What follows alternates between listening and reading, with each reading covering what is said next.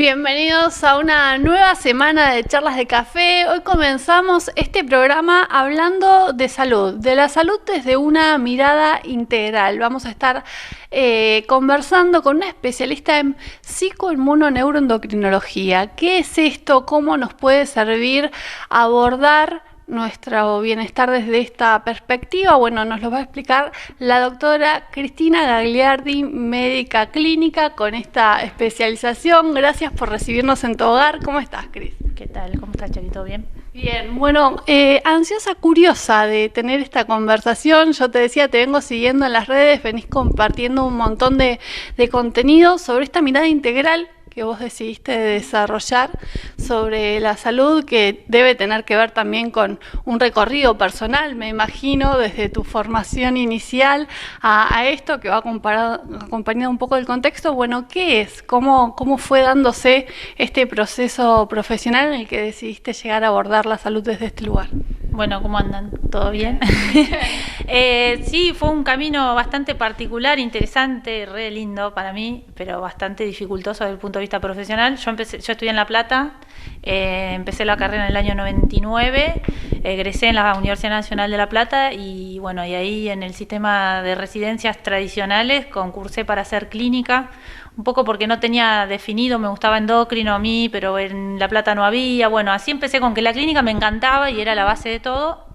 Hice la residencia clínica en un hospital público, en el San Roque de Gonet, con una formación tradicional total, donde íbamos al caso clínico casi. Antes que a la persona era el caso clínico y así me formé con mucha información, mucho fogoneo con cosas complejas.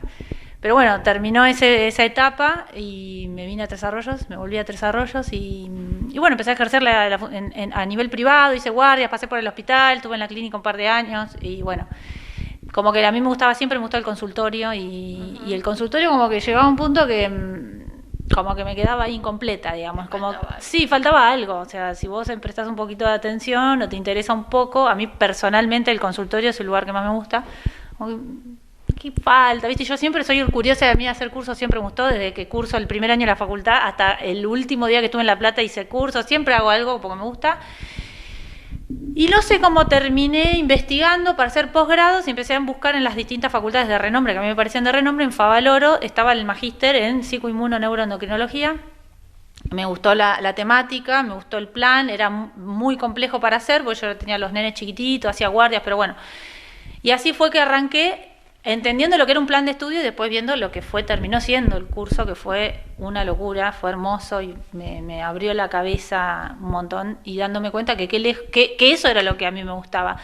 No es que la psicoinmunoneuroendocrinología, que es esto, ¿no? Un poco de psicología, un poco de inmunología, un poco de endocrinología, un poco de neurología, pero en realidad desde un punto de vista clínico, o sea, no somos especialistas en cada una de estas cuestiones, sino tratamos de pescarle a la gente, integrar lo que le pasa desde todas las esferas, si es que las hay. Después hay pacientes que específicamente tienen un problema de salud y nos ocupamos de eso. Pero me gustó esta cosa más humanista, por decirlo de una manera, como debería ser, yo entiendo hoy. Y bueno, y así empecé, hice la magíster con mi tesis, después hice un año el de López Rossetti, que ahora es el director de la magíster que yo hice. Y bueno, nada, y ahora ya en un momento dije, digo que hago esto, digo que hago clínica. Bueno, en definitiva ya hago esto, que no sé cómo. Todo tu acá. Soy eso, entonces ejerzo la medicina con mi impronta. Que claro. Lo que tiene la psicoinmuno es que, además de tener esta mirada integrativa que tiene mucho que ver, porque yo indago mucho en el contexto de los pacientes, en otras cosas, se nutre mucho de las herramientas con evidencia científica que hacen bien fuera de lo que es la medicina específicamente tradicional, farmacología, la cirugía, o sea, todo lo que sea los recursos terapéuticos tradicionales. Alternativos. Se apoya en las terapias alternativas, o mejor terapias complementarias, porque no es una alternativa a una cosa, sino un complemento y un poco el concepto que yo tengo, que me lo dio, que yo me lo fabriqué, es como cualquier cosa que yo pueda darle al paciente para que esté mejor, me sirve, sobre todo si no lo agrede, digamos, ¿no? Si no es algo nocivo. Entonces, bueno, así termino haciendo, digamos, incorporando eso. ¿Cómo fue evolucionando tu consultorio, ¿no? El feedback y la retroalimentación y los resultados, inclusive que vos fuiste viendo a partir de aplicar esta mirada? Bueno, lo voy armando mientras lo voy haciendo, porque la verdad es un aprendizaje en el mientras tanto, ¿no? Que uno va armando la espalda, el oído, aflojar el oído y agilizarlo, y la mente es re importante. Es un ejercicio. Sí, es un ejercicio interesante para hacer. Y yo tengo un montón de inquietudes medicinales y extramedicinales que hacen que yo, digamos, sí, capaz que yo siempre pensé que lo que yo hacía lo hacen todos, porque realmente durante muchos años yo creo que lo que yo hago lo hace todo igual. Mis colegas clínicos hacen lo mismo que yo.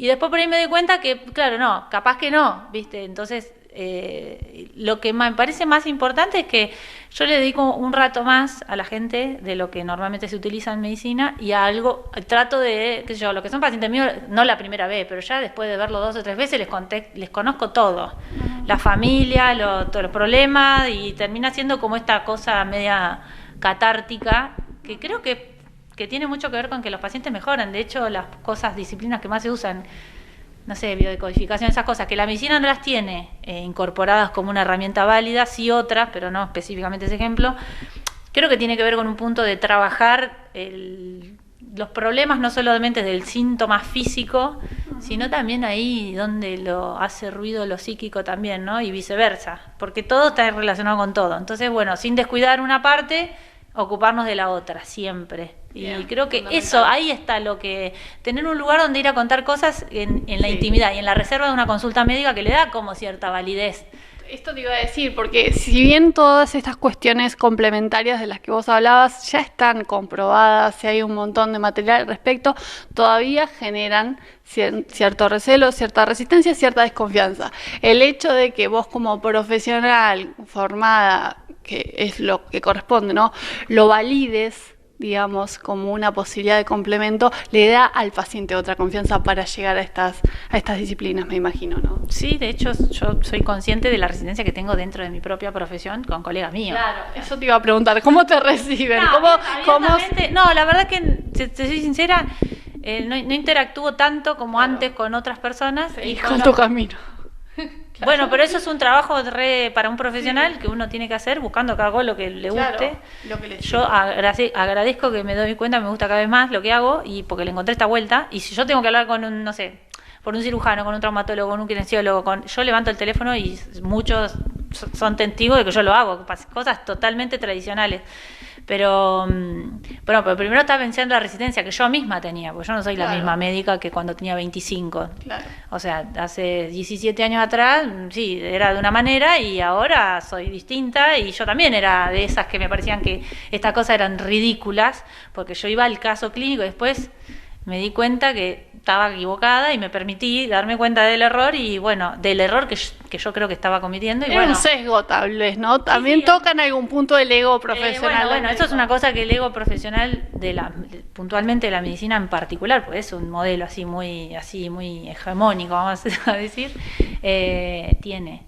Pero bueno, creo que lográs mucho mejores resultados cuando abrís un poco esa perspectiva, a mí me parece, y de hecho en cualquier especialidad de cual médica que abren un poco el oído, no sé, por decirte, el ginecólogo que hacen los partos humanizados, todos empiezan a tener resultados como profesionales inclusive, ¿no? Mejores. Y no sé, a mí por lo menos siento que me va mejor, porque yo también estoy más contenta como lo hago, digamos. Bien. Bueno, hay dentro de esto, por supuesto, el abanico es enorme porque tiene que ver con el caso clínico que llega a tu consultorio, y de ahí las posibilidades. Hay un estudio que vos hacés con una balanza muy interesante que tiene que ver con esto de prestar atención a cómo está compuesto nuestro cuerpo, porque a veces nosotros llegamos directamente con un síntoma al consultorio, pero cuán importante es trabajar en la prevención, en los chequeos, y estar atento más allá de cualquier reacción que pueda tener el cuerpo para poder anticiparnos, ¿no? Sí, bueno, ahí hay otra de mis sesgos. Yo, además de psicoinmuno, tengo la especialización en medicina del deporte, que no la ejerzo, lo hice porque a mí me gustaba hacerlo y lo hice. Bueno, ahí ya empecé yo como persona que se mantuvo activa físicamente, donde empecé a darle cada vez más bola a esto de la actividad física, y empecé a sumar información. De hecho, hoy los congresos médicos tienen cada vez más esto dentro de sus temáticas: nutrición, actividad física. Y mi tesis de magíster fue sobre la grasa total, la grasa abdominal y la inflamación y sus vínculos con la depresión y la ansiedad. a partir de cosas que yo empecé a observar en ciertas personas, me parecían que tenían más tendencia a la obesidad que otras. Bueno, yo me conseguí una balanza de bioimpedancia, pero que mide, básicamente discrimina grasa de músculo, seguramente hay error y las mediciones dependen de un montón de cosas. De hecho, el mejor método quizás debe ser la antropometría, que lo hacen sobre todo los nutricionistas entrenados en eso, algunos kinesiólogos también, para ser más específico. Esto es una mirada global, como yo te tomo la presión, te mido la grasa. Bien. En algunas circunstancias no se puede, o en algunos horarios, por ahí se diría que no, pero sí, está demostrado ya el vínculo de la grasa, ya se está tratando de dejar de hablar de la obesidad como tal, viste que la obesidad es como un término que tiene que ver con un índice de masa corporal mayor a tanto, sino de esto, un trastorno del tejido adiposo se llama. Entonces vos podés tener un peso normal, pero con un exceso de grasa ya se sabe que más allá del peso, el aumento de grasa como causa, como consecuencia de tu estilo, digamos, de tu vida, de tu estado anímico, de tu vínculo con el alimento, de tu vínculo con la actividad física, está relacionado con enfermedades, que esto es concreto, ¿no? De ser más predisposición a la diabetes, a las enfermedades cardiovasculares, ya sea coronarias, accidentes cerebrovasculares. Está demostrado su vínculo con el cáncer, sobre todo en las mujeres, con el cáncer de útero, de colon, de mama.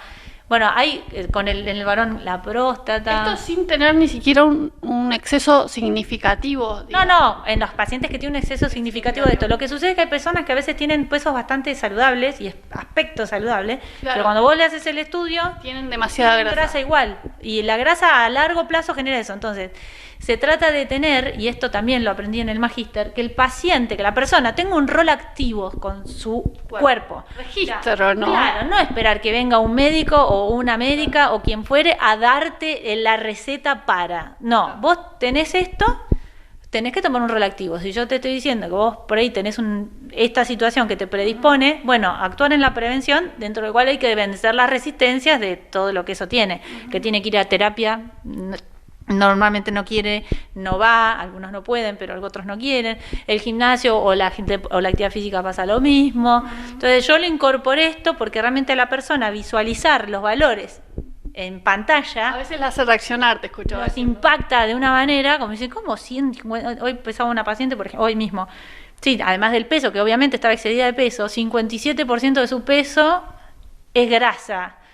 Es un disparate. Es un disparate. Y el 19% de masa muscular, que después hay que ver cuánto es lo normal, pero estamos que el tejido adiposo superaba por doble o por casi triple su cantidad de músculo. Eso, por más que no sepas lo que significa, no puede estar bien. No está bien para los huesos, pienso, en principio. Claro, bueno, ahí podemos hablar 3 horas de para qué está bien, para qué está mal. Entonces a mí me sirve también para, justamente como un disparador, cuando la gente ve, acciona.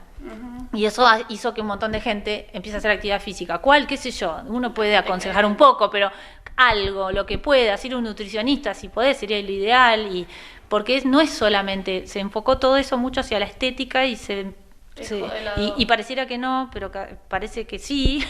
O sea, no es todo estético, y más como ahora cuando tenemos la tecnología, los filtros, tanta exposición. Pero podemos resolver lo estético y estar muriéndonos de a poco. Exactamente, de hecho, o sea, comprándote a largo plazo, yo le digo a los pacientes algunos, te estás comprando la prótesis de la rodilla o el comprimido para la diabetes o el stent en cuotas. Eso pienso yo pensando a futuro. Después hay gente que obviamente tiene otras circunstancias. Nada es causa de una sola cosa, digamos, ¿no? Entonces me parece que es como una cosa más que yo hago. Bien. Y hoy en día ya hay medicación para la obesidad. Sí, hay fármacos, bueno, ahora en abril, marzo iban a probar uno nuevo. Siempre hubo, esto viste que como todo la farmacología va pasando por distintas etapas. En su momento se usaban los anorexígenos que se sacaron del mercado por incidencia de eventos cardiovasculares, después fueron agregando otros. Ahora más o menos hay 3 grupos de fármacos, digamos, contra la obesidad, que algunos de ellos se descubrieron de carambola para esta patología, estaban en boga para otras cosas.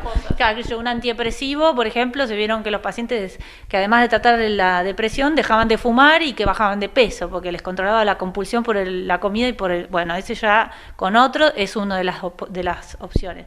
Otro que usaban para la diabetes, para pacientes diabéticos, bajaban dramáticamente el peso, entonces, positivamente el peso, Entonces se vieron que en ciertas dosis baja de peso igual en los pacientes. Esto para ayudar el tratamiento, por supuesto, integral que tiene. La base de la pirámide siempre va a ser hacer los ajustes de la que es la Hábitos. higiene, digamos, o sea, de los hábitos alimenticios, sobre todo eso, aprender a comer, no hacer dieta, porque las dietas se terminan, duran poco, está demostrado. Claro.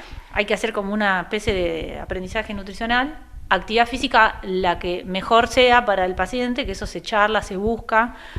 Y aparte esto, que está como una indicación, porque empezó a estar la obesidad como debería estar dentro del plan médico obligatorio, es una enfermedad que tiene un código, igual que hipertensión, que diabetes, que todo eso, porque se sabe que provoca mucho más gastos y complicaciones en la salud de lo que la gente cree. Entonces es redituable tratarlo y tiene tratamiento. Todavía tenemos las trabas, como todo, que son fármacos muy caros, pero bueno, hay que darle la opción a la gente porque la gente elige en qué gastar la plata y a veces pero tenemos que ayuda. conocer la herramienta y si no la sabemos usar, porque no es fácil prescribirle un fármaco que nunca uno indicó a un paciente, a veces pasa que arrancamos con uno por primera vez, pero por lo menos saber que lo tenemos que derivar con tal para decir, bueno, este es el fármaco, empezar a tratarse porque es una indicación, tiene indicación médica.